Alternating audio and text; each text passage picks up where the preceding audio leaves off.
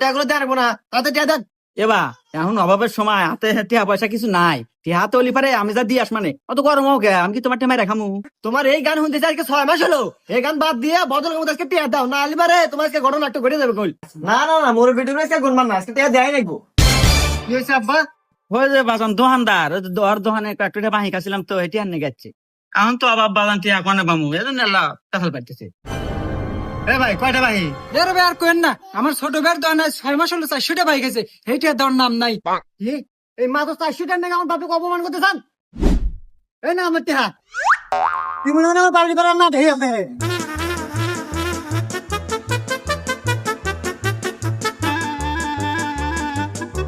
এ গাদা, এ দুপুর বেলা কোনে রান্না দিল আর মাথায় ওটা কি? কে চালের বস্তা?